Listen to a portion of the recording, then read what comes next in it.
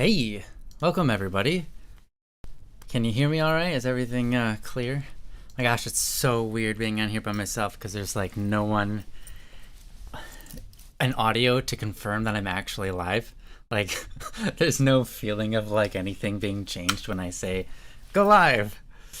Unfortunately, today we don't have a Joe, but thanks, Yosua. Yep, that's the community. That's you guys, I guess. Yeah, I don't have Joe today with me, but absolutely, I'll make this kind of open like we did last time, or as Joe did last time, where you guys can join in and help me out run the show. So yeah, I'm just gonna go ahead and say my part, and then I'm gonna call, and anybody who wants to join, let me know, and we'll give it our best shot at getting through these, sometimes difficult issues. Last time we did this with you guys did a really good job. I only ended up watching half the video, but you guys did a really good job. I was very impressed and pleased at how professional and reserved you were. No one tried to steal the spotlight. You guys were very respectful of everybody that was trying to give their perspective or help on the topic at hand, and you guys took it very seriously.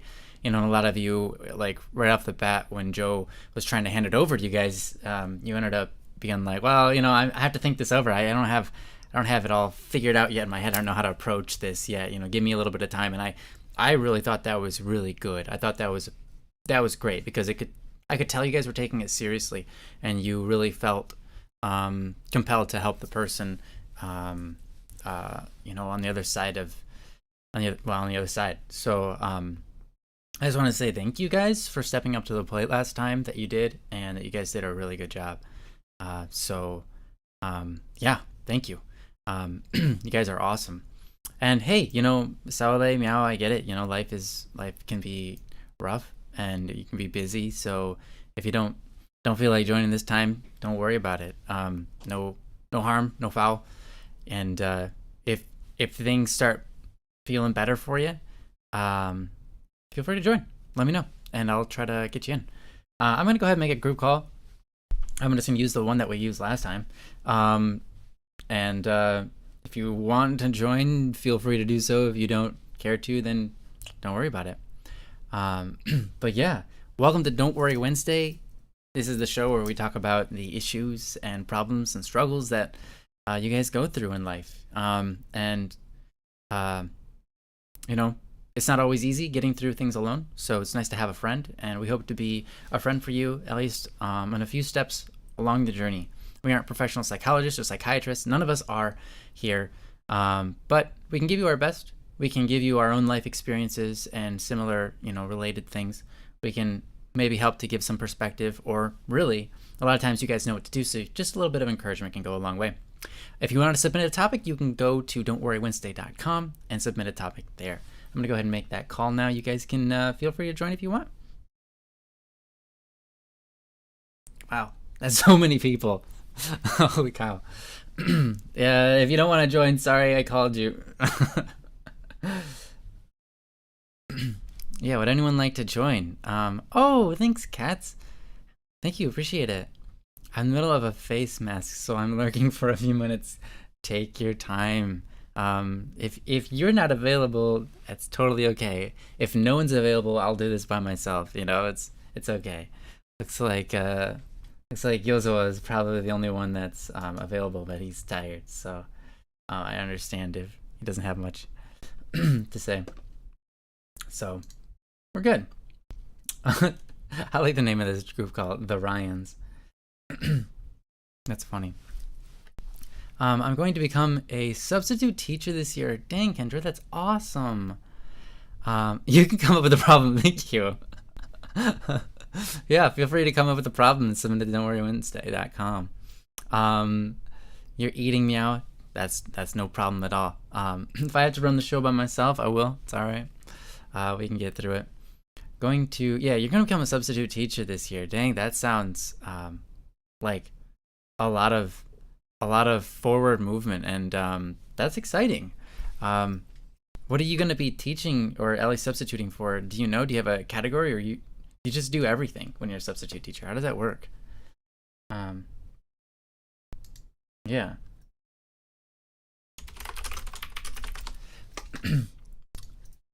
I'll be muted for just a bit. Gonna get drinks and stuff. All good. All good. I'll wait till you're back. In the meantime, how is everyone doing? How are you guys doing today? It's been a while. At least for me, well, it feels like it. I know that we do this every Wednesday, but it just sometimes Wednesdays don't come quick. School is very short-staffed, I see. So you're just gonna be substituting for whatever class is needed. Well, that's good. Good. Aw, thank you, Mialado. Thank you. Appreciate the birthday wishes. Thank you so much. Yeah, I had I don't think I got through all of them. I still have some birthday messages to respond to. I had 31 messages, or at least DMs on my Discord. I didn't even look at Twitter or anything like that, so I have no idea how many are there, but yeah, it made me think something funny. It was it's like, oh, happy birthday. What are your plans today? What are you planning on doing today? I was like, oh, responding to everybody who said happy birthday. That's gonna be the big one. That's gonna take most of my day. Yeah. School recently put into place a new policy about cell phones in the classroom. Okay. Well, I mean, I think that's relatively necessary. Lots of teachers, parents, and students are not happy. What kind of policy about cell phones? Because I mean, when we were growing up in school, I mean, my generation, there was no electronics allowed, not even laptops, until my sophomore year. They finally allowed some people with laptops, but only if you had a doctor's note saying that you need the laptop to help you in your studies and help you focus, write things down in your notes. And basically only one person in our entire school had that. And that was even up into my graduation. So no electronics were allowed in class at all. Even a calculator in most cases. Well, and that makes sense because we used to make video games on our calculators back in our day, because we had these cool calculators that you could program things, and if you knew what you were doing, you could set up logic and make images and eventually make video games on your calculator. And so we did that, and it was that was fun. And then we got it banned because the teachers found out that we were playing games on our calculators instead of using them for anything to do with school. So yeah. Oh man, you had a doctor's note for a laptop in middle school and in high school. Jeez, that's awesome, Saleh. Yeah, I was surprised that was even a thing until I was in my graduating class. There was one person, and I was like, wait, you can do that? You can get a note? How did you get that note? What did you tell your doctor? What did your doctor say that allowed you to get that note? Coming up with a problem is harder than I thought. Don't worry about it. If you can't come up with problems, I'd say then you probably don't need them, don't want them. That's kind of okay. Although I will say, one time I did in my in my early 20s, I was like, God, life is too easy at the moment. There's no problems, and I know problems are what helps us move forward in life. So where are the problems, And then all of a sudden, I got into a bad relationship and things started falling apart a little bit, and I was like, oh wow, I shouldn't have said that. Shouldn't have asked for problems. Although I'm glad I did. It learned lessons, which was good. But yeah, yeah, maybe not being able to think about problems is a good thing. Okay, people have to leave laptops in their locker. The cell phones in their locker. Okay, cannot have their smartwatches either. Oh, I see. Okay, fair enough. Interesting. I could see how leaving your cell phone in your locker, it's a little bit, I don't know, weird. Maybe a little bit scary, but I don't know. There were a handful of students who were actually the problem with cell phones. Yeah, right. It was only a handful of students. That's the way it always is. It's only a handful of students that are messing everything up. That's the way it always is in society. All of the rules we have, the dozens of laws, most of them are because of a few people making bad judgments and doing bad things. Most people are not that bad. So that's kind of cool. But also, yeah, it's difficult. I watched too much Don't Worry Wednesday. All my problems are gone now. Sad face. You're so awesome. Thank you so much. Hey, welcome. How you doing, man? Good. Good. Yeah. Thanks for asking that. Does anyone here want to be added to the call? If you want to be added, please, please let me know. That way I can get you in here and we can do the show. Otherwise, it's just gonna be. Wait, me, Beyonce, you want to come in here? All right, I'll add you. Are you sure? All right, cool. Well, let's do it. Me, okay, cats. You're welcome. You know, you already have this. Just call when you want. Cats. I'll add friends to DM.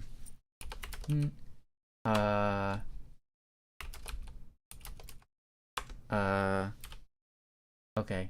Hopefully this will work. Hopefully this is the right account. Wait, you want to lurk? What do you mean you want to lurk? Do you want to be added or do you want to be lurking? Like, what's going on here? All right, well, you're added. I think. Did I press it right? Maybe I didn't.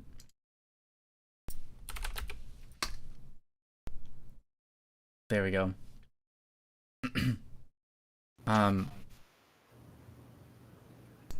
Okay, let's see here. Oh my gosh, Turtle Dude. Hey, how you doing? Oh, it's good to see you, man. Back when you were in high school, you had one teacher decided to take your phone. We were doing a thing, and everyone was done with it, and me and a couple others were on their phones. Oh yeah. Yeah, he just took it.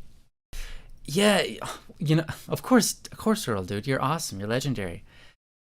Yeah, that's the way it is in school, and I remember I got something taken away from me, and I was like, you know, you legally can't do that. Like, legally, that's mine. You can't actually take that from me and hide it. You have to give it back. And they were like, no, I can do this. You're in, you know, you're in my building, and in this building, this is what we do. And if you can call the police, but they're gonna be like, they're just gonna side with me because I'm the teacher and you're a student.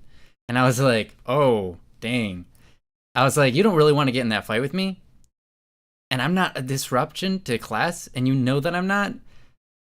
I'll see you after class, and you're going to give me this thing, and then we're going to be done with this. And they're like, that's fine. I was like, okay. But, yeah, that was weird. That was weird. Because the teacher knew, technically speaking, legally, he can't. But because I'm on his grounds, and the cops would be on his side, I wouldn't be able to do anything until I took it to court, and that would be ridiculous. So... The teacher's just like, yeah, I know. Yeah, okay, it's fine. Here, you can have it after class. So, anyways, that was weird, but that was the one time a teacher took something from me. Your teacher was gonna keep your phone in his desk, and you're like, nah, take it to the office. Okay, into the office. Yeah. Oh, that's nice. They didn't give you a write up or anything, so that's good. Aw. You had a flip phone? So I didn't have any phones back when I was in high school. Or, yeah, I didn't have any phones or anything like that until college myself. All right. Well, let's get the show on the road. Hey, how you guys doing? Hi. Hi. I'm sleepy. Hi. Oh, you're sleepy? Well, that's good. Then If you wake feel up. like you should get off and sleep at any time, go for it. Actually, listen to Ryan. Don't listen to me. But what did you say? I said just wake up. Just like, okay, wow. You can do either. Try both. Try both. Yeah. Combination of both. Yeah, just wake up and go to sleep. I'll just sleep while I wait. Yes. All right.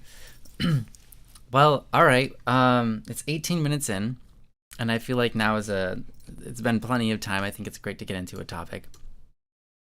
I've got any number of topics here to choose from. So, Yozoa, You're feeling sleepy, but do you want us to do one of your topics, or should we save it? I realize that I you're could here and you're going try. to give your own advice, but it's also nice to have you here because you can tell us more about how you are feeling and what you're experiencing. So that might be an interesting thing to try. And you can kind of, if you want, you can kind of counteract what we're saying and say, well, I've tried that, or this doesn't work, if you want. But yeah, does that sound like something worth trying out, or would you like us to do someone else's topic? I can try. Okay. All right. Cool. All right. We've got several from you. What would you like to do? One of them is called feeling useless. One is called bread. And the other one is called how do I stop being so boring?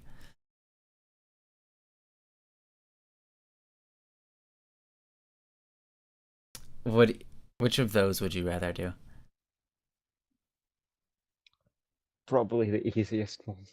Easy. Okay, well, Okay. bread? Like, bread is literally like, what is the best type of bread? Is that what you want? Boring? Ronia votes for boring. But Turtle Dude votes for Let's have a bread. vote then. Is it a vote? Okay, we're gonna cast votes. Who wants us to do the boring one? Who wants us to do the bread one? And who wants us to do the feeling useless one? We're gonna do it by vote and see how it goes. Yozua, your vote counts for every like 2. Do you have a vote? I vote for all of them. You vote for all of them twice. Perfect. Okay. Perfect. Well, Ronia voted for boring twice. Boring because the bread thing is the answer. Yeah, boring. Okay, perfect. How do I stop being boring? Thank you, guys. Thank you. All right. But it's the solution to boring. It's true. Hey, Mianglios. So, I'm going to go ahead and pull this topic up on the screen and get it going here. Give me a moment. Here we go. And there it is. So, this is from Yozua, who we have here with us. It's how do I stop being so boring? It reads the following: how do I stop being so boring? But yeah, this is a good question. I mean, honestly, it seems a little bit of it seems like it might be silly, but it's not. I think that this is a legitimate question because there's you're speaking of like how to not be boring to other people, right? Not necessarily about yourself, or maybe you find yourself boring and that's the issue. Both. Both. Okay. Yeah, fair enough. Yeah, I mean, it's a good question. Part of it is, right off the bat, I would say that, boringness is a matter of perception. So you have to keep that in mind. When you are with certain people that are, really into something that you're into, it's not going to be as boring. Like, let's say if you're really into a certain video game, let's say Fortnite or something, and you're going off talking about the game, someone who's really interested in the game is going to naturally not feel like you're boring because the subject matter is not boring. But I will say, even with that, sometimes we can be boring because even if we share a common interest, if we have thoughts that we feel are too boring to share, we'll just be quiet and that's boring. Or we don't know how to judge between what's going to be a fruitful comment or a boring comment. What comment's going to lead into more engaged conversation versus just a comment that no one knows how to respond to, or is just like an end of a comment. Like you say something and then everyone's like, yeah. And then there's silence, So there's a couple of different tactics we can use here, especially for social engagement. But even if you change how you gauge other people socially, you'll change how you engage yourself to some degree. So I think This is a good question. Something good to talk about. Something to investigate, and something we can all maybe learn something from. Especially if we are struggling socially. So with that, I'm gonna Katz. Would you mind if I Oh, give the mic to you? You know, you're pretty good at engaging yeah, people, yeah. and I don't think anyone would ever call you boring. So Oh, yeah, you certainly not. exactly. So I think that Cat is you're fun. prime subject to teach on this. So please do. You have the mic. Okay. Honestly, in my opinion, well, first and foremost, Yosua, you're not boring. You are not boring, at least in my perception.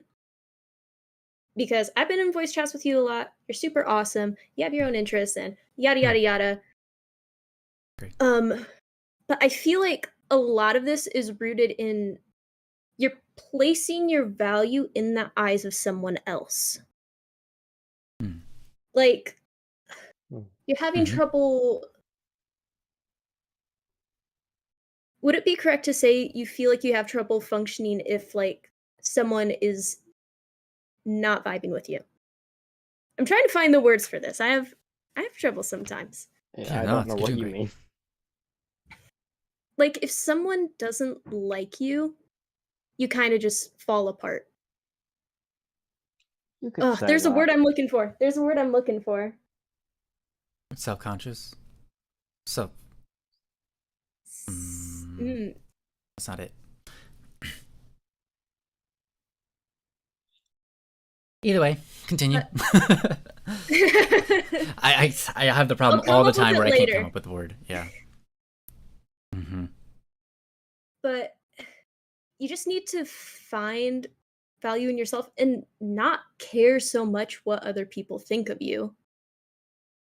Okay, so like taking myself for example, there is this Vocaloid series that I have followed for years, ever since I was in middle school. I know all the lore. I could dump about it for hours and hours and hours and hours and hours.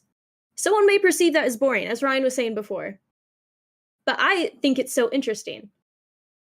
And if someone tells me, hey, that's really boring, I'm not gonna take that personally. Like, that's just a matter of opinion.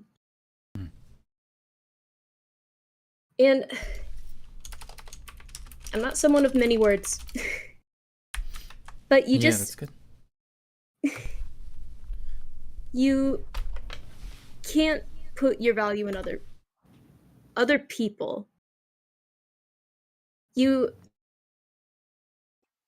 mm, I think I need to think on this a little bit.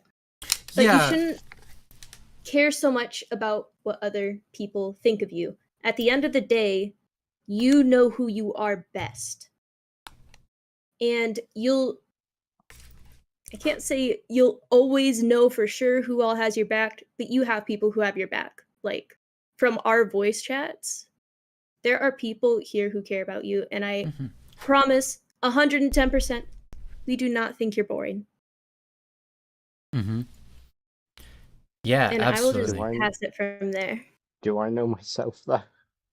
That's a good question. You know, here's the thing, and I think Kat's getting right to this point, and thank you so much for leading us in this direction. I agree completely that this could be an issue. You know, I think one of the things is, do you know yourself? Exactly what you just asked. A lot of people perceive themselves based on what they assume other people are thinking of them. So when you're a child, you learn what's socially acceptable by how people respond to you. So if you write crayon on the wall and people freak out at you, you learn that that's not good and that doesn't give you a good image and that you shouldn't be the kind of person that writes on the walls with crayon, right?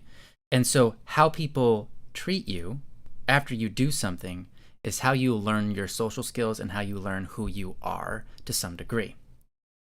If people are really attentive to you, you feel like you're important. If people are dismissive of you or ignore you a lot as a very young child, you may become, not always, but you very well may feel dismissive or you know, you might feel like you're not an important person.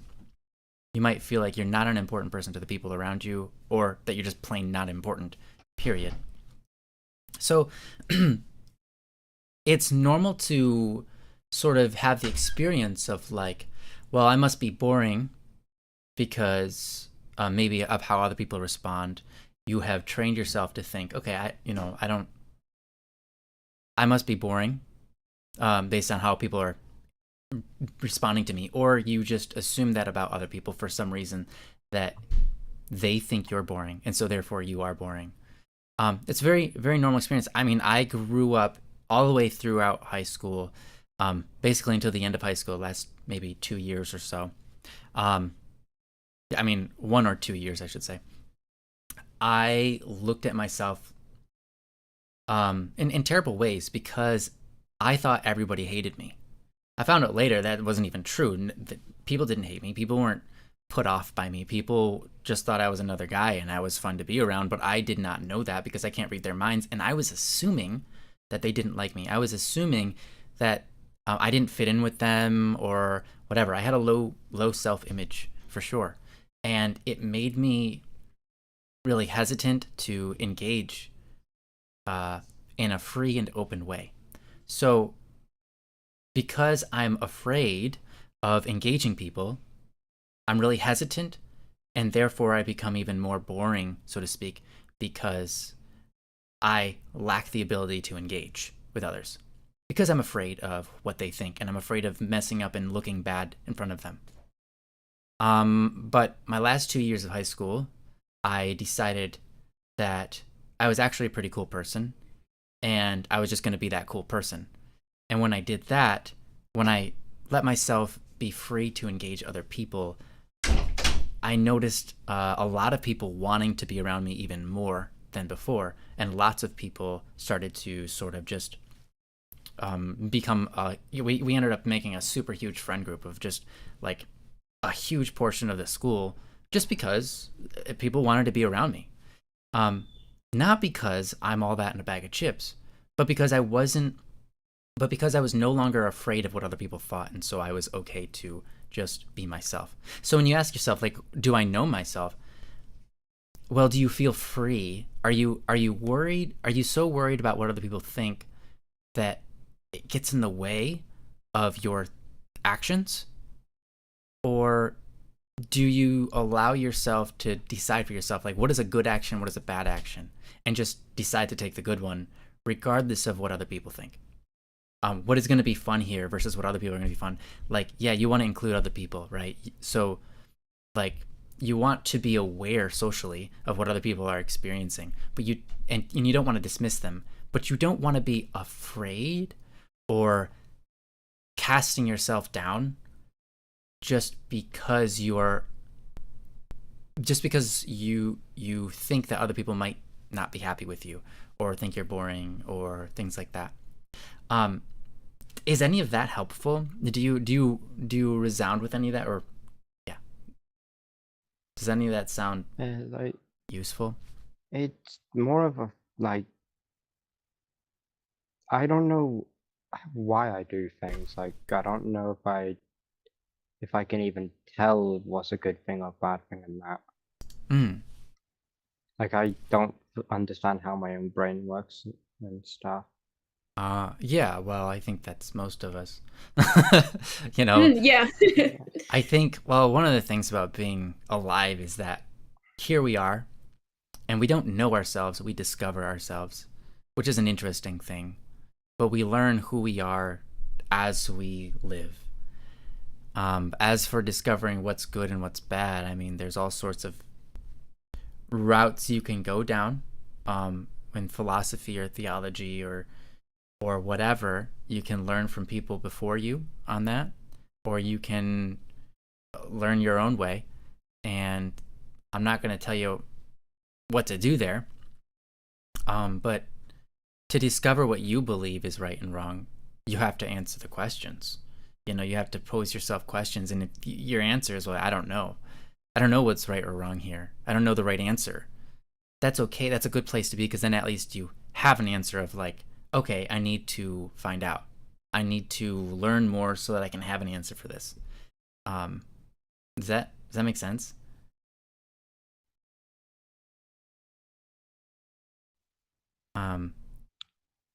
Kinda. Yeah. Well, okay. But as far as there's something that's that Kat said as well that I find interesting. And I mean, I said it too at the beginning. If you're talking about a subject that others people find boring, if you're passionate enough about it and you're good at relaying the information and getting excited about it, it'll be surprising how many people start to become interested in what you're saying, and they won't be bored because you are so passionate and animated and charming. And that's a skill that you have to work towards. And I don't even know to begin with how to teach that, but it is a thing. It is a thing. But it requires a lot of social engagement, social interactions to learn how to read people, learn how to engage with people. So I guess part of the solution here is to just continue engaging with people as you have been. And it seems to me, and I agree with Katz here, that you're not a boring person. You're fun to engage with, and you don't really have anything to worry about here. But if you are worried, stop it. If you are worried, I think I don't know where that comes from, where you get the idea that you're boring. So that's maybe a good question. Where do you get the idea that you are boring? What gives you that idea? Well, mainly it's because lately a lot of people don't really talk to me anymore, and it's also the fact that I'm generally running out of things to talk about because I've lost access to a lot of my hobbies and that because I've become homeless in a temporary home and all that. Mm-hmm. So over time, I'm just generally running out of topics as well. Mm-hmm. Okay, fair enough. I'm gonna say something maybe not necessarily helpful, but maybe just to ease your own perspective on yourself on that last point. Or at least, no, the first point, I guess. Well, either way. If you enter into a relationship, like a romantic relationship, let's say, at some point you're going to run out of things to say, right? In that relationship, it's not boring just because you no longer have things to say. In fact, there are times when there's nothing to say that it becomes the most close and intimate and enjoyable and etc. because you know the person, they know you, and it's just like you don't have to say anything for you to be happy. You're just there, and being there with that person makes you happy, right? And that's in a romantic relationship, but the thing is, that's true for friendships as well. So my point of saying that is you don't always have to find something to say. Just interacting with the person or being around the person. And I understand that it's a little bit weird online because there's that silence and distance. It's not like you're actually close with them. But even online, if you're just interacting with them in the game, and no one's saying anything, there's still that engagement with each other that it's not like words always need to be flowing in order for something to be engaging. Does that make sense? Yeah. I can attest to that. Yeah. Right. But I've as for been the with other my boyfriend. Yeah, go on. Hold on. You continue. No, Wait, no. No, you're on the same topic. I was gonna switch topics, so please go. Okay. I've been with my boyfriend going on 8 years now, and I can attest to that. Sometimes it's just nice to sit there and exist with him. Mm-hmm. And a lot of people, well, I can't say for sure if it's the majority, but some people will be like, oh, you have to always be talking to me, always be interacting with me. And that just goes back to boring is. I'm looking for the word. Words are not working today. Subjective? Subjective. Thank you. Hey, just. Hey. Boring is subjective. Mm-hmm. And what's boring to one person may not be boring to another. What's boring to you may not be boring to someone else. Maybe you both think the same thing's boring. I don't know. But carry on. Yeah, well, I mean, it's interesting. I think a lot of people feel like if there's silence, something's wrong. But you have to learn to be okay with that silence because just it's natural. Of course there are going to be times where you don't have anything to say. Of course. That's that just makes sense.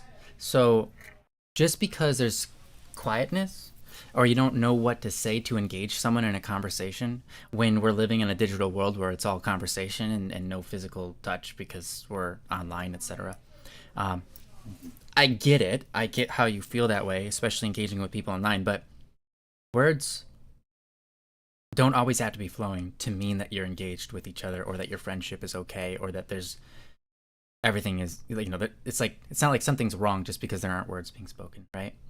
I'm only saying that because I want to dissuade you from thinking that you're boring because you can't figure out what words to say or because there aren't words being engaged with your friends. However, the other point, by the way, welcome Jeho as well.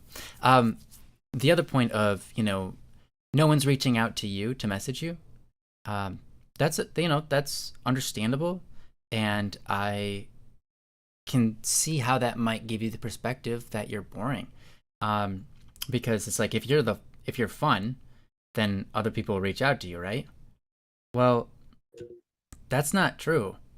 Believe it or not, you can be really fun and no one wants to talk to you. It's just true. It goes both ways there. Yeah, sorry, did someone want to say anything here? Yeah. Oh, sorry. Hello. Hey, Jeho. Just got back from. Yeah, I spend most of my time not being invited to things. It's not that I'm not a great person to be around. It's just that I tend to be a third party in whatever I end up doing, and that's just kind of how things go. Sometimes you just gotta put yourself into those situations in the first place to actually be able to get invited to stuff more often. Mm-hmm. It's a weird balance thing, but you also have to be careful not to overwhelm yourself or push yourself into those situations for a elongated period of time, because then people just get burned out and you seem more desperate. Fair. And when you are desperate, it pushes people away. Which is another point, I suppose, to be made is if you're worried about how no one's messaging you, maybe you're possibly feeling a little desperate, and that desperation pushes people away even more so that they don't want to talk to you. Now, I haven't experienced that necessarily myself from you, but mine is a very limited experience. The notion that you're worried about people talking to you could be legitimate, but it could also be that the fact that you're worrying about it is a telltale sign that your worry has flowed over into your conversations with people and has caused other people to be pushed away. And why is it that this desperation pushes people away? It's rather strange, but when people feel like they're obligated to talk to you, they don't want to talk to you. If people feel like, oh, they're going to be sad if I don't talk to them, there's this sense of guilt trip that they do to themselves. So they have to talk to you because they don't want you to be upset that they didn't. Like, does that make sense so far? Yeah. Yeah. So, if people get the hint that you are displeased when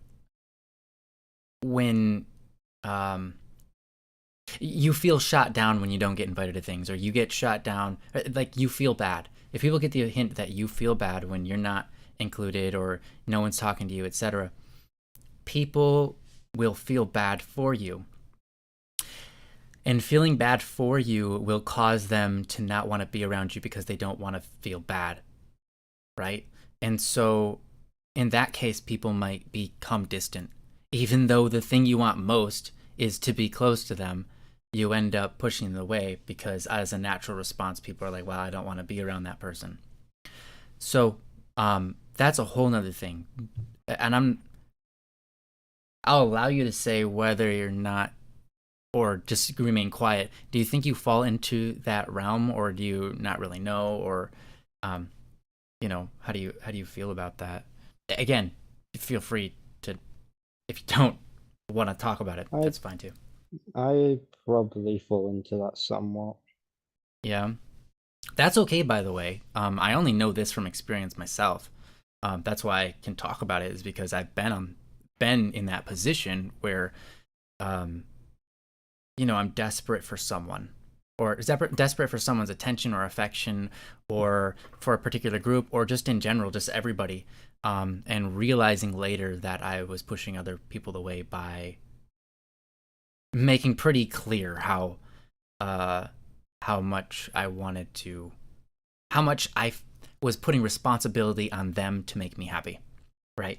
And that's something that Katz was saying earlier in the same kind of vein. When you are worried about what other people think about you, you put responsibility on them to decide whether you're going to have a good day or not. And other people do not want that responsibility. It's too much pressure, and it's not something they control.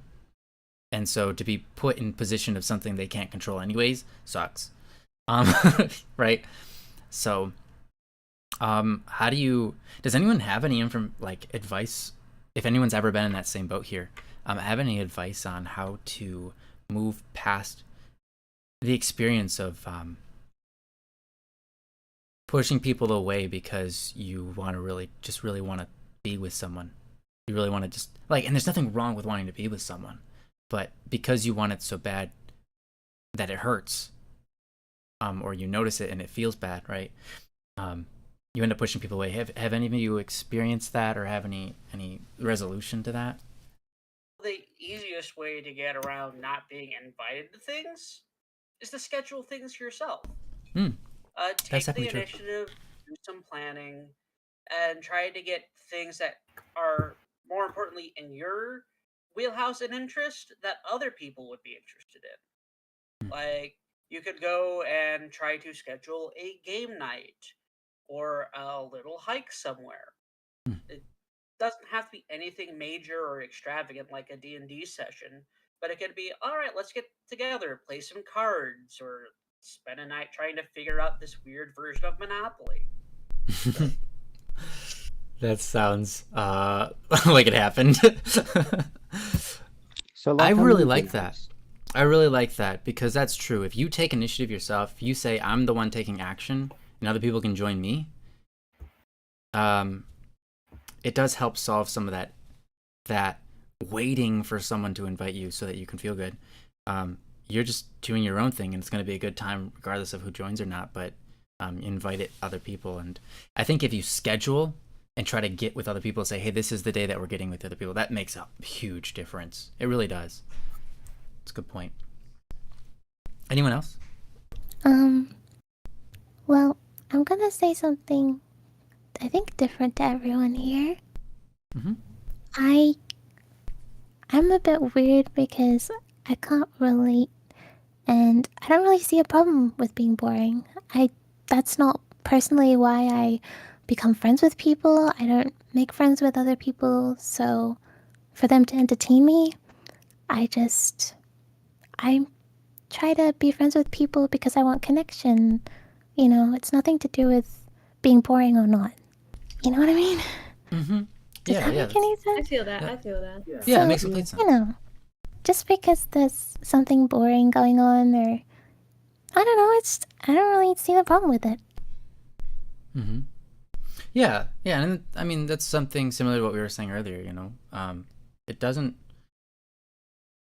I like the way you said it. If you got friends that are only looking to you because you're fun, I mean, that's not really good friendship, because then what happens when you're boring? You know, the times are boring. They're not your friend anymore. That's not gonna be the case. That's not going. People who are more fun don't necessarily just have more friends. Yeah, for me, it's about connection personally.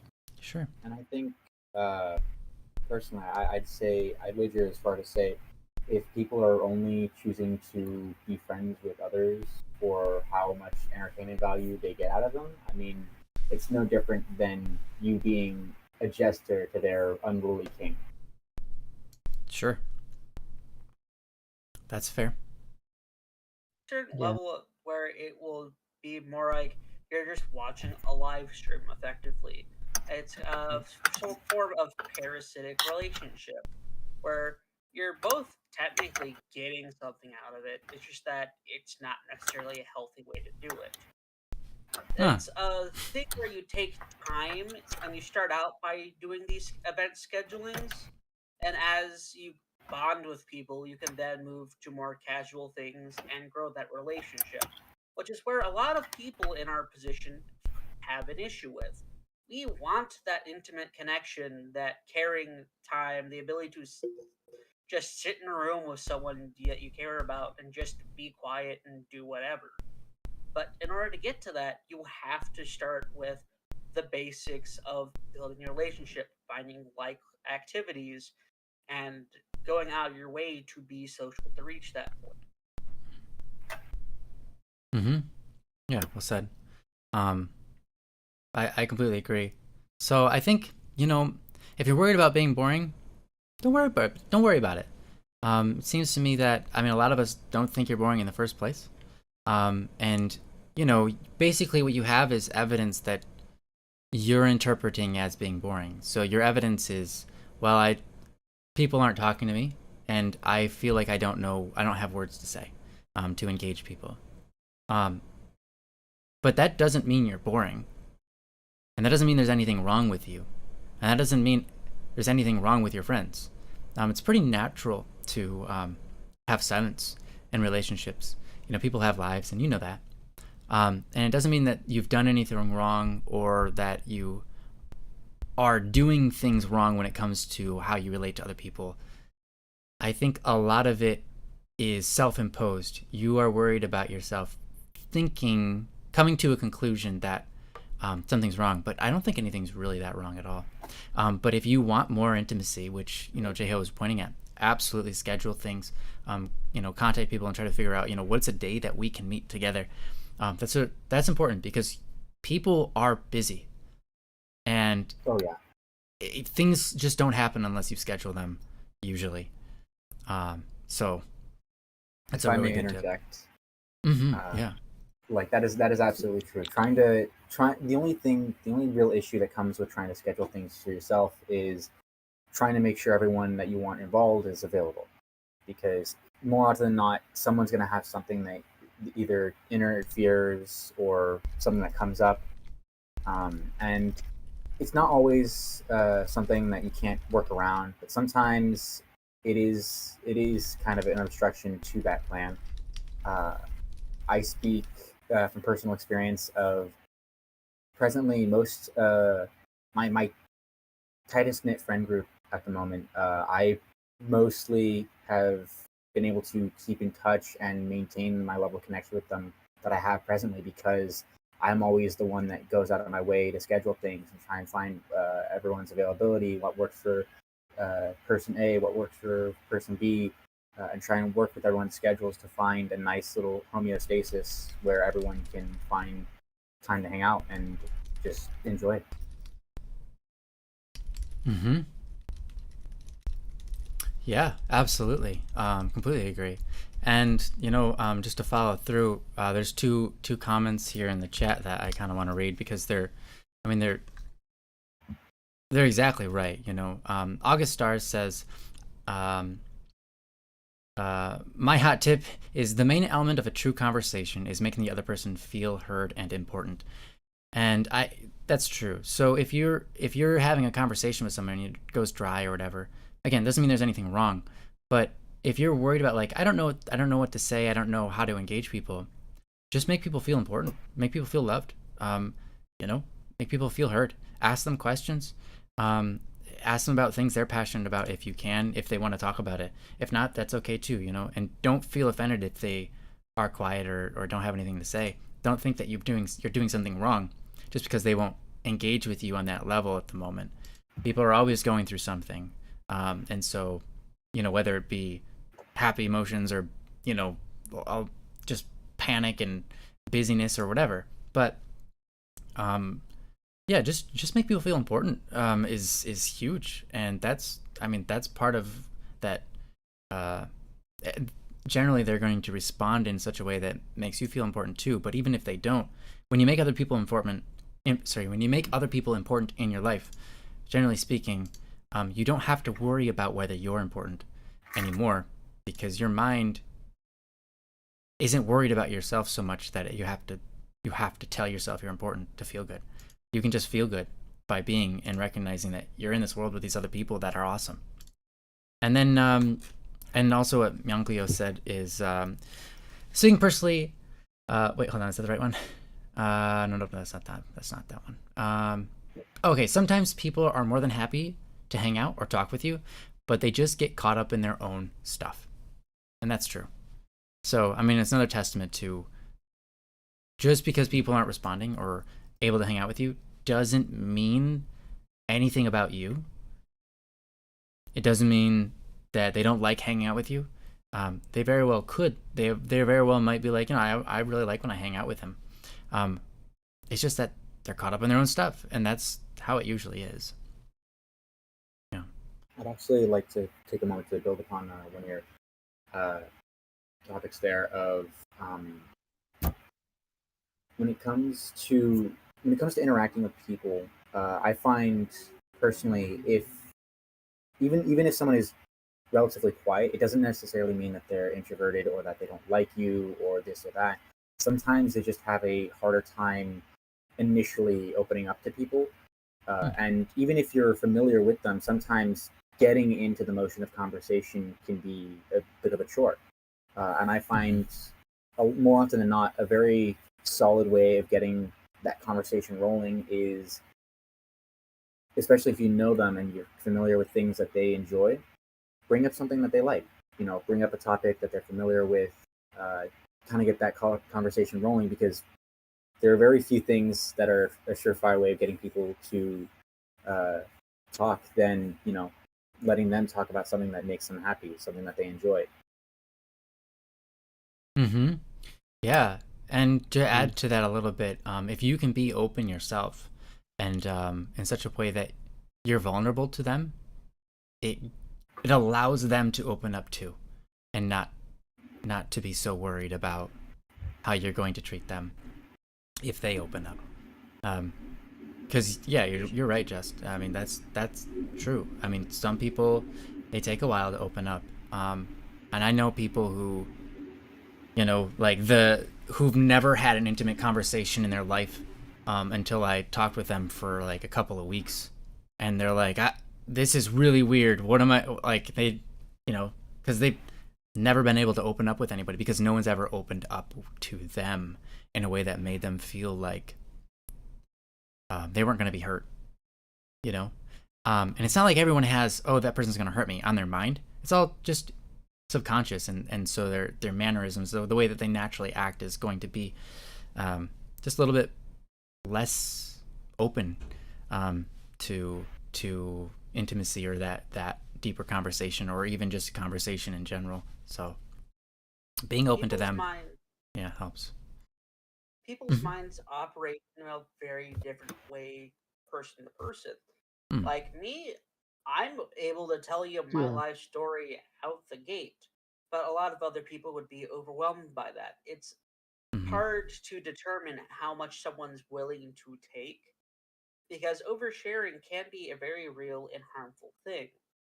Communication is a pillar of every relationship, and it is a two-way street. And in order to get to the point where you can have those serious conversations, sometimes it can take an extremely long time. And yeah, you could care about them immensely for years, and they are still stonewalling you. It could be something from their past. It could be just that it's something that they are never going to talk about. And people open up in different levels to different people. And just because someone isn't willing to do that with you doesn't mean that they do not like you or care about you. It just means that you're not that kind of friend to them. Because there are different kinds of relationships and interactions on a friend by friend basis. Like you're gonna call someone if you were like, "Hey yo, I need to help move out of my apartment," or "Hey yo, I'm trying to plan a birthday party for someone," or "Hey, I'm just feeling a bit blue. Let's chill and hang out." Mm-hmm. You got different people for different things, and it's a spectrum on how things work in relationships, and none of it's simple. Yeah. Yeah. Well said. Yeah. I think a good way to think about your relationships with other people is relationships are a highly subjective matter, because even if you both agree that you have a deep connection, you have a very intimate relationship, whether you guys have known each other for a couple weeks or years, it's it's always a very subjective matter. And I think it's fair to say that no matter how close you are with someone, you can absolutely view it as an outside observer. And I think that might be the best way to think about it, because you are an outside observer. Because no matter how well you know someone, it doesn't mean you know how much you mean to them. Because you may see your relationship with them as a great friendship. They may be very meaningful and impactful to you, and it may come off to you that they don't quite see your relationship the same way, but they might even view you in an even a higher light than you view them. Hmm. People don't always present their perception as obviously as a lot of people seem to think. Mm-hmm. Yeah. King is a real thing. I put on a different sensor for working with the stream here than I do in my own talking life, or if I'm with Mhm. a very religious group of people. Sure. It's how we interact and how we process ourselves. Very rarely are people able to fully understand their inner self in a way that they can express it outwardly. I mean, there's a reason why a lot of people say that you quote unquote find out who people really are when they're drunk. It's because there's a level of inhibition there, a disconnect between actively processing things and being able to have those masks up. Hmm. Yeah. No, that's absolutely true. I mean, with different friends, you act different. With different social groups, you act different. That's part of who you are as a dynamic, fluid creature, if you will. I'm able to interact with and deal with all of these different situations. Yosua, you said back to like scheduling with stuff, with people, with the movie night that you and Zay and Kat host in the Static P Discord be a step in the right direction? I'd say yeah, absolutely. That's a perfect example of something that you're moving forward with, in the right direction with. Also, Akil, dude, yo, what's up? Oh my gosh, nice to see you. I love you. Thank you for stopping by. It's been a long time. Yep. Yeah, that's true. True, Akil. Sometimes people are very curious about you. They just don't have the time to build upon their friendship. Yeah, that's true. Yeah. So, Yozua, I hope some of that was helpful. I mean, I feel like we might have exhausted our points here. There's all sorts of different possible ways we could have gone with this, and I think we went quite a few. Is there anything on your mind or any thing you're necessarily struggling with that you feel is unresolved here? Not that we've resolved it, but more so like you don't know what to do about it, or you feel like we didn't cover something. The only thing I could like think of is like how I would go around scheduling stuff with people. Like I don't know how exactly I would schedule things because I don't live my life with a schedule. I just do things. Right. And that's okay. I mostly don't like I had to learn how to schedule things too. And you just kind of start doing it, and then you make it there on time. You know? Yeah. Mhm. It's a really Hopefully. hard thing to do because a lot of people are in that same boat. They go with their instinct and go with the flow. And as such, it's harder to get those bigger things going on. And as such, it does get really, really tricky. Mhm. So, what ends up happening most of the time is you have random hangout times here and there, like spur of the moment things that most oftentimes, in my experience, be a face to face thing. Or if they're far away, then just a few hours on Discord every night or every other night or whatever. And then you try to do a big trip a few months down the line.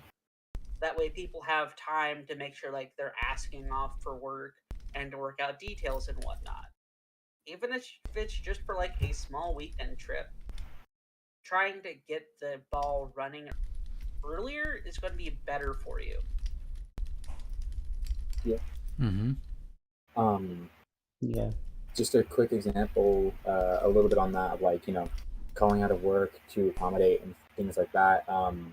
I actually, the folks in the group chat here may be or likely already aware, but I actually had my driver's test yesterday, and I had the date set up a month in advance, a month and a half almost, and I wasn't taking it at the location closest to me. I was actually taking it at the location closest to where my friend lives, and I was borrowing his car for it. And I let him know in advance, like, hey, like this is when I'm going to schedule it, this and that. That way, when the time came, he would be able to have that day off, and we could and with the free time before and after it, we could, do something, have fun, kind of relax a little bit. Mm-hmm. Like Yeah, so my it just friend comes down to ended up doing it doing. and committing Mhm. on your part, and That hopefully said, other Just people go for will. it. even with 100% of the shots you don't take. oh yeah, but that said, even with the commitment to it, I mean, no plan is always set in stone. Things Right. will come up, and even if you have a set plan, there's no real, there's no law that says you have to stick to it. If you want to set something up, and then when you get to it, you decide you want to be a little more spontaneous, there's nothing stopping you guys. I mean, it's something that things change as things occur, and there's nothing wrong with that. Mm-hmm. And sometimes people just legitimately forget or can't make it. It just escapes their mind, and they have a stupid moment. And don't be offended by that. Don't take that as a personal attack, as like, oh, they don't care about me, they don't care about my time, etc., or they just didn't want to be with me, etc. Don't take it as a personal offense, because people generally, if they schedule something and they miss it, if they once they realize that they've missed it, they feel bad. Because they're just like, oh crap, oh I'm so sorry, don't take it as a personal offense. That's just, it happens. People are people, and we aren't machines that know everything perfectly or do everything perfectly. A lot of the trips that my personal IRL friend group did is that we went on a trip back in March, and we decided that we were going to take a trip sometime in the summer. So we had that notion, and then 2 months down the line, we talked about it again, and we started putting things together and trying to organize schedules at that point. And at the end, some people weren't able to come or backed out due to other obligations, but we still managed to get something done, scheduled in the books, paid for, and went on the trip. That's all right. Yeah, that's awesome. Kind of playing off that as well, jogged my memory.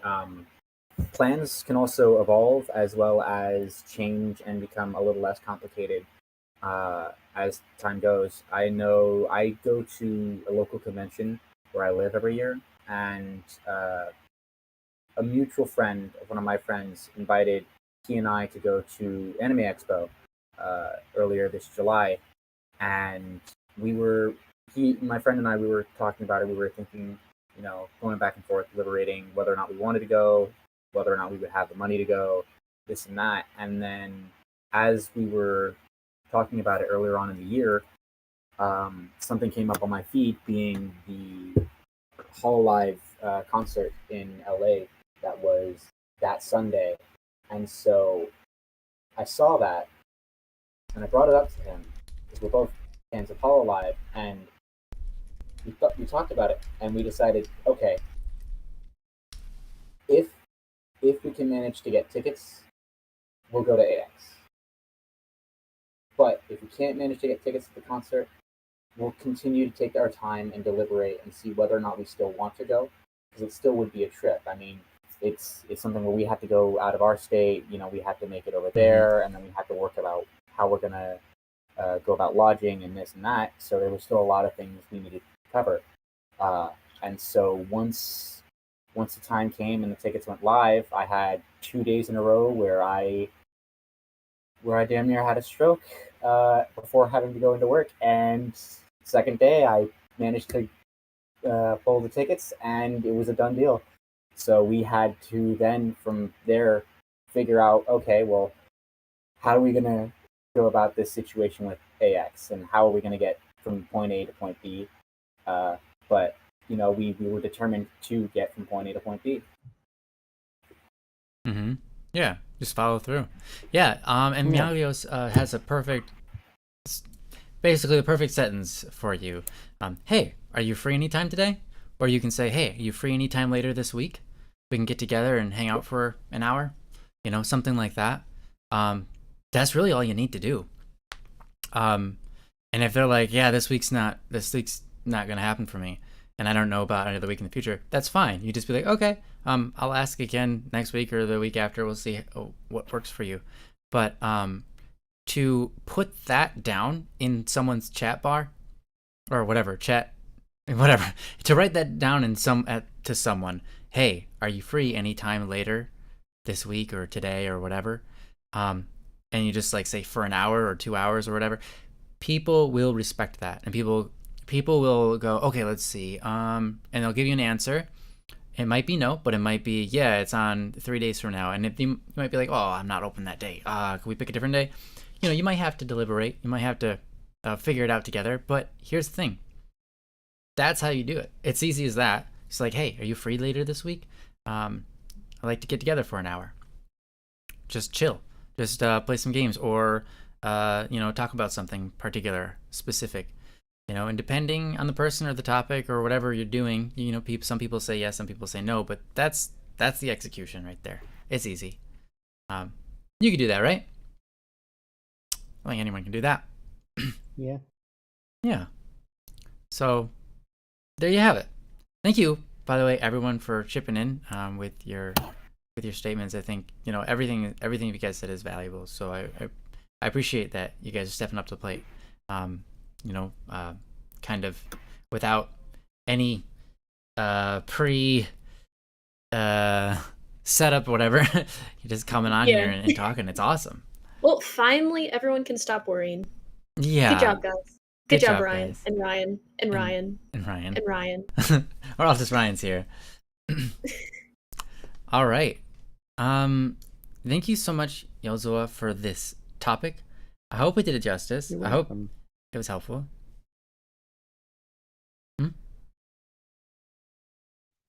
You're welcome. Oh, okay. I thought I heard you start to speak, so I didn't know if you had something you wanted to say. But yeah, absolutely. Thank you, and we appreciate that you always go out of your way to submit topics for us and open yourself up to us, because, I mean, obviously it gives us something to talk about, but that helps other people as well, and it gets the conversation moving. But also, it's important. I mean, it's important in your life, and it's important to all of us. So, and we love you, and we're happy to be of any assistance that we could possibly be. So, thank you for the honor of allowing us to do this with you, and thanks for being on the show with us while we did it. I think this is the first time we've ever done that, so I appreciate that. Sure it is, Ryan. Sure it is. What's that? Sure it is, Ryan. Sure it is. No, I mean, wait, last time you did this, did you also cover a topic that someone in the chat, someone in this audio chat was? Yeah, we covered. We covered. I think it was also one of Yozo's topics. Oh, was it? Oh, okay. So that's okay. Cool. Sorry, I didn't watch the full video. I only watched the first half, so I didn't catch the second half. Wow. Yeah, I didn't find time, but I did get half of it, so I was proud of that. but you know what? You can make fun of me. I'll call that one done, and we can move on to a next one. Let's see here. Okay, let's see. Melado went out. I've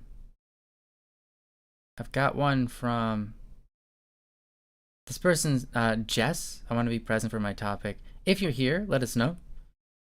Jess. Jamie, if Jamie is here, let us know. That would be great too. Oops, this one was never answered from last time. Let me put that down. Answered. There we go.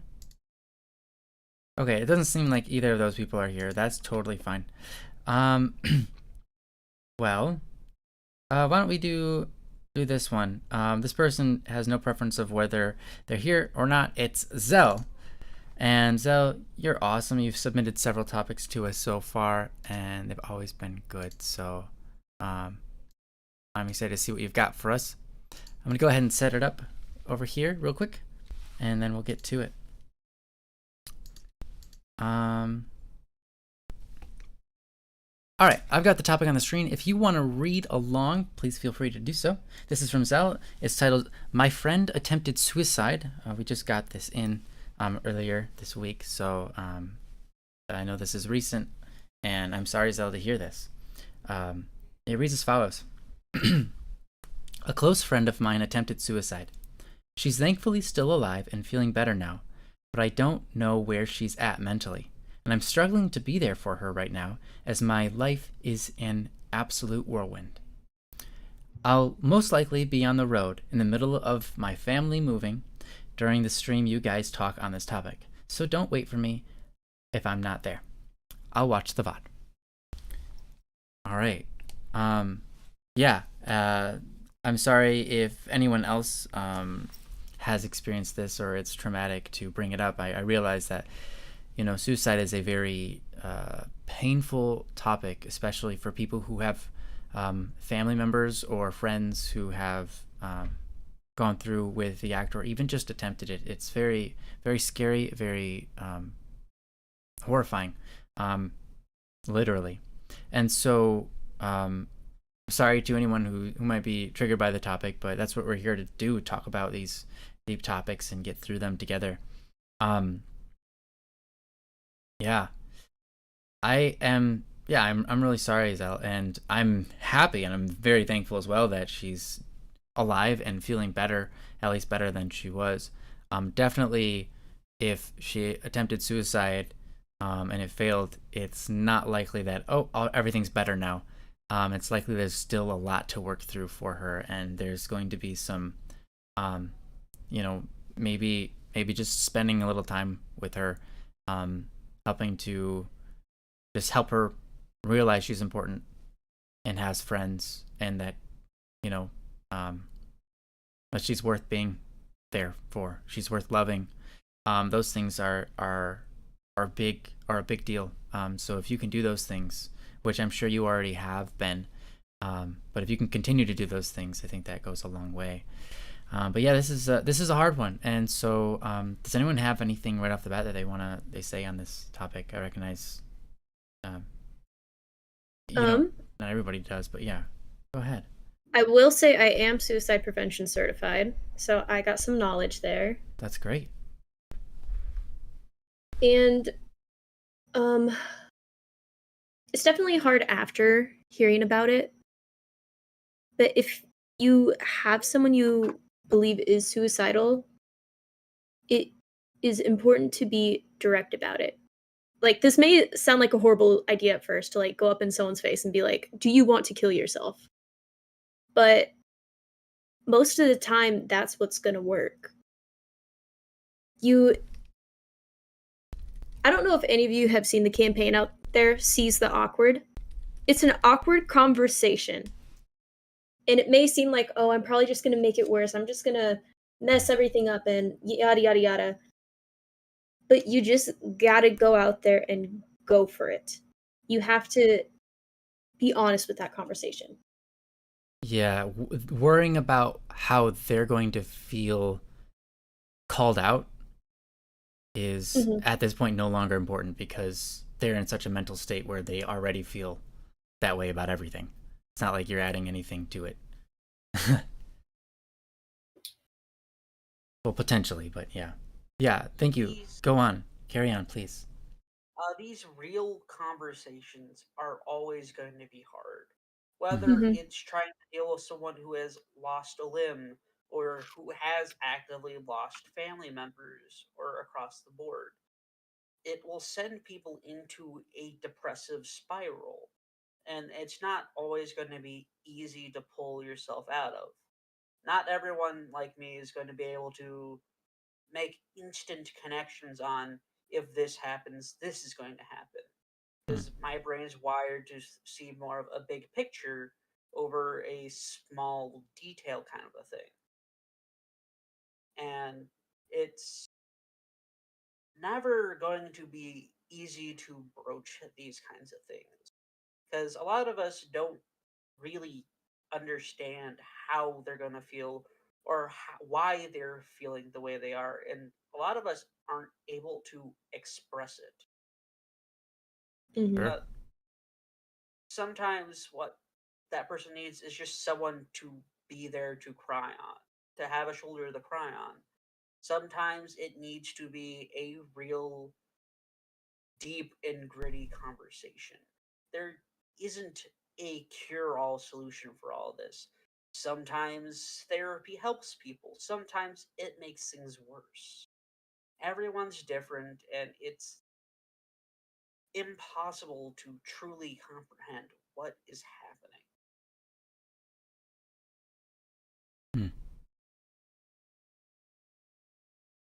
Yeah, and it's touchy too because you're so worried about the person and their entire livelihood that it feels like, it's like, what am I supposed to do?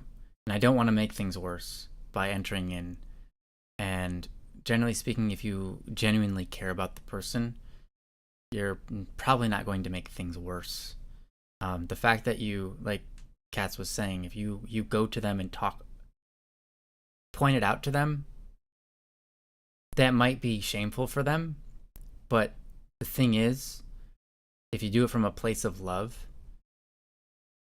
and that's obvious that you're doing it from a place of love and you tell them that does make a big difference because it calls the demon out where it lies, if you will, so to speak.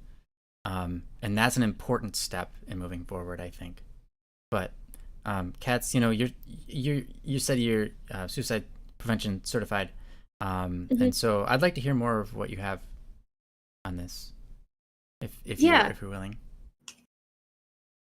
Okay. So there are 3 letters. QPR. Not CPR. QPR. And I already went over that first step. You want to question them. You want to go straight to it. Say, hey, are you feeling suicidal? You want to ask how they're feeling. You want to try to figure out why they're feeling this way. Sometimes it's not an easy answer. But like J-Ho was saying, not have the answer. Yeah. Sometimes they just need someone to talk to. Day and age of information and so much news, most of it being negative out there on the internet, open for people, it's easy for people to be overwhelmed with the darkest sides of humanity. Sure. Yeah. Absolutely. And the P in QPR is persuading. So when you're encouraging someone to get help, don't make them feel alone in that search, especially if you think they might be about to hurt themselves in the moment. Be like, hey, let me help. Let me help you. Let's do this together. Not go find a therapist. Go out there, go do this, go do A, B, C, D, and you'll be fine. Make it a group sort of thing. Quill said over in the comments, you are there to be their anchor.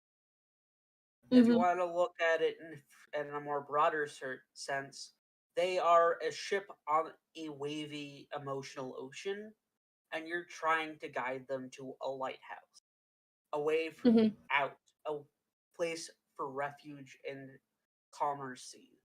And it's not always going to be as simple as, oh, this is what you need to do, this is where you need to go, yada yada yada, I'll be here for you. And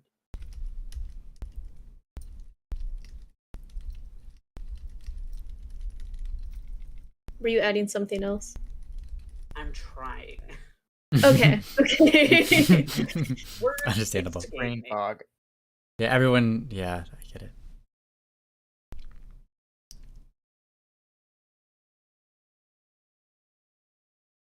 But I will just add my 2 cents that, yeah, I mean, whenever you're trying to help anyone through anything, telling them to do it or what to do is 99% not effective.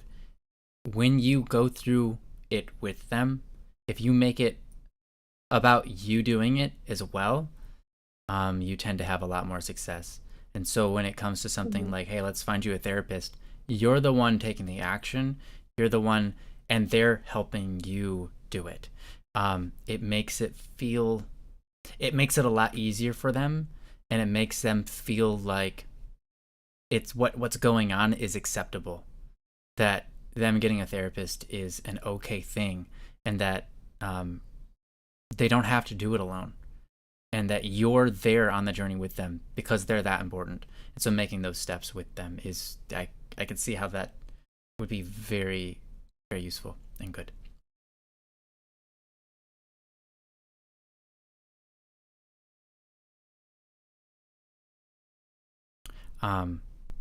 Jay, how did you figure it out? Another way to continue.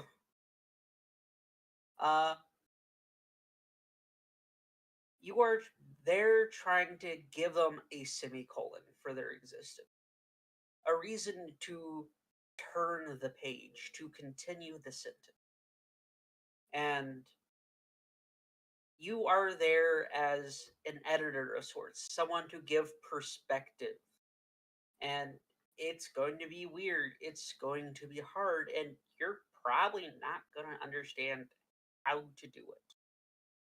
But making that attempt, well, showing them how important they are to you, and trying to point out other people that they are important to, that can do a whole lot for mentality.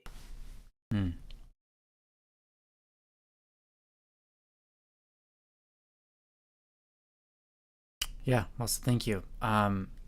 Katz, what is R? Referring. Oh, okay. So if you know people that are close to them, and if you believe it is safe to tell them information, try to get them to help too. Like it could be a parent, sibling, family, religious leader, just anyone. Anyone who could also help you. Because I know I said, oh yeah, you have to be there along with them to help. But that is a lot. You can't And do there's that alone. Yeah, there's power in numbers. Especially when it comes to suicide. It takes a village. Yeah, go on. We are innately social creatures. We don't like it when other people are sad. It makes us feel bad. And we want to be able to help cure that in most cases. It is a part of our instinctual nature. And having more people to do that can be a great tool for that. but you also got to understand where they are at and how their relationships function. And that is another tricky way to go down. Because if you do make a wrong step and you tell the wrong person, it can further spiral things down. And if you devote yourself into trying to forcibly fix their problem, when something goes awry, you're going to go farther down than they are. It is a dance, and it's not something you can take lightly. It is a serious conversation. Yeah, that's true. If you, especially if you tried to plan on being their only support, um, you have to bear so much emotional weight by doing that. You will exhaust yourself. I've seen it happen a lot. I've been through it, and it can be so emotionally, not just emotionally draining, just physically draining as well. I mean, sleepless nights, staying up with people over and over, etc. It can be very draining. So to have other people to help is a must. One person is too much of a person to take on by yourself because you've got your own life anyways, too. But yeah, Katz, I have a question. How do you go about reporting or recruiting, if you will, other people into the scene? How do those conversations look? How do you decide which people to tell, etc.? That's actually a very tricky question because there's definitely no solid, oh yeah, this is how you have to go about it and this is how it's going to be. Because I know there's some people who won't take the suicide well. Like some people who think the solution is just screaming and yelling and like you're selfish and blah blah blah blah blah blah. Yeah. Some people are not very good rocks to stand on. Yeah. And sometimes it's hard to judge that. And coming from the standpoint of a teacher, I have to report it. It's legal things. But if you're just like in a casual situation, it is so hard to tell. You don't know how some people are going to react. But if you know someone is going to be good rock, reach out to them. Yeah, that makes sense. Yeah, if you look within your friend group or hers and notice certain people that you're like, you know what, this person is someone I trust with this ability to be calm and helpful or whatever it is, I think that's, definitely reach out to that person. That's a good point. You need to keep in mind their individual practices. Like if you yourself are a very religious person, but they aren't, taking them to a religious figure won't solve anything. Yeah. And if you can't find someone and they are still actively pursuing that end goal, there are numbers for you to call, and you can get as dark as it can be for a lot of people and as traumatizing as it can be. Forcing someone into a mental institution can help, but that should be your last resort. Oh, absolutely. The first thing you want to try to do is to make sure that they understand they have a problem. If they can admit that there is an issue, you can then try to start coaxing them through it, talking them through it, trying to understand and get them to the point where they understand how to progress, how to carry on, and how to process better. I definitely agree with you on that, Joha. I feel like it's easier said than realize, I guess, in the fact that the last thing you want to do is make them feel like they're wrong for feeling how they feel, and that it's some kind of, crime to feel that low. It's a very sensitive subject, and making them feel worse about it than they likely already do can have very strong negative effects, and it's not a good idea. Of course, you want to confront them, you want to give them a way. Sometimes you want to corner them a little bit, like the Q part of that QPR, but even so, you don't want to make them feel like it's a crime to exist in the state that they're in. I'm gonna be perfectly honest. I myself have been down that avenue a few times. It's not a pretty view. The road is dark, it's hazy, and it's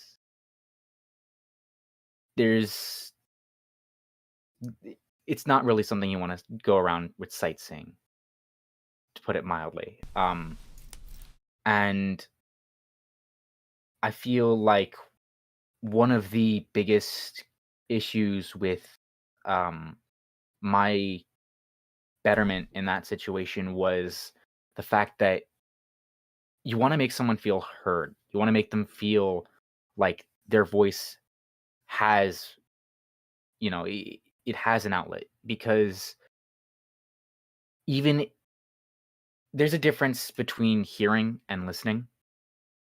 And it may seem like a small, blurry line a lot of the time, but in situations like this, that difference can mean so much. And if you don't make it clear that your intent is to listen, and they see it just as you hearing but not listening, that can make it so much difference, and it can lead to the worst outcome. Listening is a real skill that people a lot of times do forget about. You want to make sure that you are locking eyes with them, making sure that they are comfortable, keeping yourself in an open posture, asking questions, responding to what they're saying, and trying to get any clarification that you can. Communication is first and foremost a two-way street. And if you're not willing to be that intake and provide any sort of response, it's not going to do anything. Yeah, absolutely. I feel like another thing that should be said is, as I said, I've been down that avenue before myself, but more relevant to my next point is about a year, almost 2 years ago now, I actually lost a friend to suicide, and it was it was highly upsetting. I actually, though I was definitely suffering from a little bit of senioritis beforehand, that kicked it into overdrive for me, and I kind of gave up on my academics following that. But it's one of those things of, with my experience with him, it was, even if you see the signs, and even if you think that you're seeing progress, I would say do your best to make sure, because even if it seems like things are getting better, there's always that chance that things will nosedive. Right. And They can rebound. I think it's very, very important to make sure that they feel like they matter. It's very important to let them know that how they feel, who they are, is important, not just to you, but to others as well. Because it can make all the difference.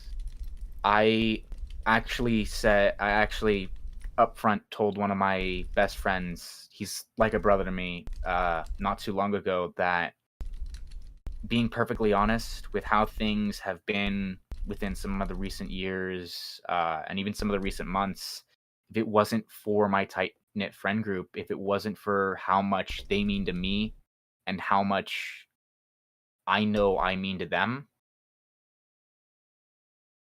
I might not still be here. Mm-hmm. And that's not an easy thing to admit. It's something that you have to get to a certain point to even really acknowledge. It's not something that's easy to accept, let alone admit. And it is a process. It is a long and it is an arduous process that takes time. And the most important thing with that process is being there with them. You want to make them feel heard. You want to make them feel important. And it's not easy. As someone who has played both sides of this, it's not easy. Mm-hmm. And Yeah. if you don't sorry. No, go on. Go on. If you don't feel like you're up for the task, you're not required to put yourself out for it. But make sure that if you are opting to take care of yourself, which should be priority as well, you can't drag yourself down just to help someone else. Even in a situation like this, if you are not up for the task, that is fine. But before you leave on that, you want to make sure that they have someone else that can give them the support that they need. First rule for first aid: make sure that you are safe and well first and foremost before you help other people. Yes. I didn't bring up that step. Yeah. Another thing to keep in mind: Otherwise, you're not a good rock. the easiest person to lie to you is yourself. Oh yeah. It is easy to get bogged down in how you perceive things, how you think other people react to your general existence. Your vision will more or less go into kind of a grayscale autopilot situation. And that is the baseline of, in my understanding, how that general process begins and continues to spiral down. People might find solace in trying more illicit activities or items, and that can further send them into a spiral. Mm-hmm. And it's hard to accept that there is something truly wrong or that there is another side to the coin that you're on. Mm-hmm. It is weird, and the best thing I can suggest is, if you're having someone having those things, is try to give them something to look forward to, something for them to try to get to, an activity, something that they can prioritize in their minds Oh yeah. to give them a bit more color. Mm-hmm. Yeah, that's good advice for sure. I think that that's a very very good point of just sometimes even if you are doing your best to help, sometimes you yourself in the process of helping them, you need kind of just a little bit of a board to lean on with while you're helping them. Give them something to look forward to. Give them something to focus on that can help them try and progress things on their end. I know for myself, my want to see things through when it comes to various series that I enjoy, seeing what comes next with this story or that, it has been a very big driving force during those darker times, and Mm-hmm. it helps. It's something small, but it does help. And it may not be the same for everyone, but it's as long as you have something to keep them going while you're helping them, no matter how small it is, it means a lot. Mhm. I think in You're going through principle. these things, Oh, sorry, go on. and if you're going through these things, try to set something up for yourself. For me, a large reason why I was able to just say, no, I can't do that, is knowing that I really want to see my mother again and my half sister and that side of the family. Because the last time I interacted with them on a face to face basis was a, a decade prior to this entire situation I found myself in. And I knew that by taking myself out of the equation, that it would more than likely have a massive domino effect. Because depression runs on both sides of my family quite heavily. Mm. Trying to get yourself grounded in some way and trying to make sure that you can attempt to see what could happen might just help. But it also could also end up backfiring and send you into a further thing. It's not a win-win. It's not an exact science. It's an attempt. Mhm. I feel like something else that's very heavily important that I think we've neglected to address is the fact that more often than not, feelings that lead to these actions are tied to a feeling of self-loathing. And with that, it's important to try and help them find things to like about themselves, things to love about themselves, Mhm. even if it is small.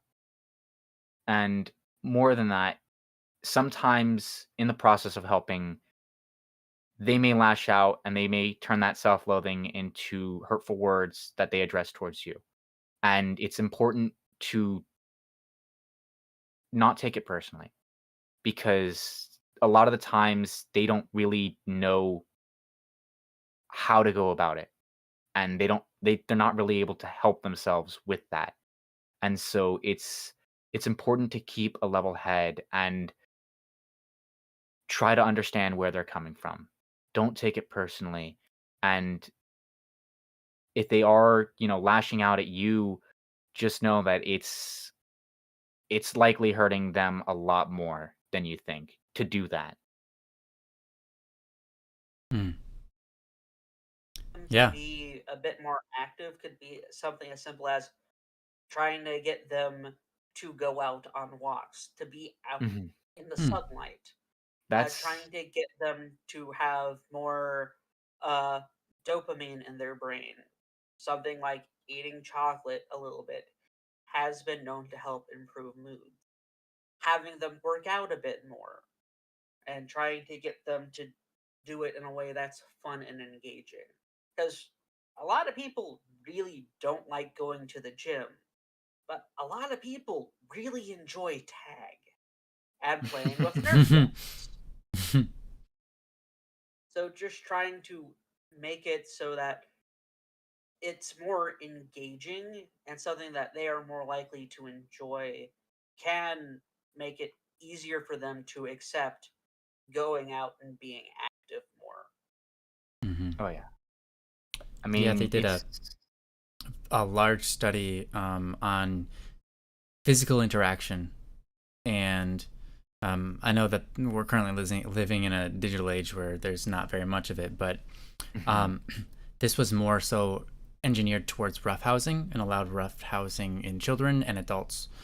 And they found a significant improvement when they put people through a class on how to literally to train people to roughhouse so that they can have fun, with things like tag and physical touch and not be afraid.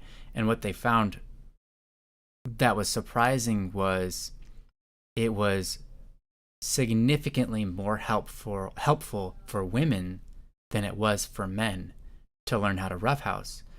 And a lot of women were like, no, that's not something that I would ever do. I would never, that's not a thing. that's good. Women aren't, they're just engineered differently. They're not like that. And when they put women through this program, like an insane number, like 80% or more, came forward to the teacher just by themselves. No one compelled them. Like, they just came forward and said, this is helping me a lot. And I didn't realize until like a couple of weeks. And I'm like, oh my gosh, I feel like I can connect with people now. I feel like I'm, just emotionally stable now, and then I don't have to be afraid of everybody, and etc. So it made a very big significant difference. So and I don't mean just like apply physical touch, but I mean to do things that require a certain amount of energy, even if it's like an easy one that one of the teachers would suggest is you both stand on like the curb of a sidewalk, and you try to you just hold hands in one hand each, and you try to pull each other off of the sidewalk. What's nice about that is it kind of levels the playing ground with strength and weight and size, and so it's a fun game you can do to like really boost people's mood. It's just stand on the curb of a sidewalk. One person holds they hold hands, just one hand, and they try to get each other to fall off. It's not in a way that's like violent, just like that's the game. And there are recorded significant improvements in just how people feel like they are engaged and involved and belong in the community because of that physical roughhoused experience. So there are all sorts of different things. So I really like what J-Ho said about working out or playing tag. That's quite real and studied, and there's significant improvement, especially for women, which is surprising. But yeah, and oftentimes it can just help to distract. At the very least, it can do that. I know a little less to do with the subject of depression on this front, but I know personally, me and my friends, we it's not tag quite, but we on occasion we would spar with a bit of swordplay, and it's no HEMA. It was mostly just a bit of tomfoolery, but it was fun. We did it a lot during our high school years, and it was, I'll admit, it was a fun kind of stupid, but that was what made it great. It's just those little things. Mm-hmm. We used to play around with Nerf weapons all the time. Granted, some of them hurt real bad because it was a hard foam sword with a nice solid core. But it made it fun and entertaining. Mm-hmm. Oh, thanks, August. Thanks for being here. You're awesome, and love you too. Hope you have a great night. Yes, on the topic of depression and suicide, obviously they go hand in hand. And I think, like Just said, usually now every case of suicide and every case of depression or desire for suicide is not going to be the same. But generally speaking, depression comes from a habit of being negative towards oneself, habit of thinking of yourself and perceiving yourself in a negative way. And that's not always the case, but it's generally the case. Most people is just self-loathing, like Justice said. And what you can do to help someone in that case is the same thing you can do for anybody, is help adjust their habits, and that is to be an example of someone who's working on that. So if you are with them or around them and they notice you working on your own habits, trying to be a more positive person, trying to, see yourself in a less negative light and things like that, that catches on and that behavior becomes habitual. You rub off on your friends. They become like you the more you're around them, to a degree. And you are like your friends. You are a little bit like them because you rub off on each other. And so being a rock for someone, if that's what you plan to do, if you want to help this person, and being a rock for someone does mean that you're intentionally monitoring your own behavior so that you can be a good influence and they have someone to rub off on them. So helping them with this negativity generally doesn't come when like they say something bad about themselves and you correct them. That's not how it works. It's when they notice you correcting themselves. Sorry, they notice you correcting yourself, because that's the habit they need. They need the habit which makes them feel good about who they are inside, not the habit of dismissing you when you compliment them, right? And so being the kind of person that can see themselves in a good light and show that you're not afraid to do that, and I don't mean in an egotistical way, but obviously while still being humble, show that you're not putting yourself down all the time, and you don't beat yourself up like that, right? And when you handle a situation that would cause you to beat yourself up, you handle it really well and in a way that's productive. That's what you want to rub off on them. Because again, you telling them like, oh, like, yes, of course it's important to lift them up, right? Obviously, that's going to come naturally. But you lifting them up by telling them like, oh no, you're a really good person, you know, blah, blah, blah, blah, blah. That's not going to help them with their self-view, unfortunately, because their self-view is out of a subconscious habit of berating themselves and belittling themselves and thinking that they're not very good. So in order to change that habit, it's a whole different thing, right? It's showcasing what it's like to be under trial and pull something positive out of it. And that's something they can catch on to. But as for suicide, a lot of that comes from feeling helpless in a scenario. Like, sort of, what's the word? It's not abyss, but it's like the abyss. It's like a Void. Pit. Oh, pit. Yeah. Wait. Actually, no. The word is Danganronpa loved this word. I don't know why, but that was the whole theme of it. Despair. Despair. Despair. Thank you. Thank you so much. Yeah. Despair usually comes from a place of despair, which is abyss. It is a void. It is emptiness. It is a lack of hope. And so I really like what Jeho and Just were saying, is giving them something to look forward to, something to have that wonder about, like, oh, I wonder, because those are signs of hope. Those are different variations of hope.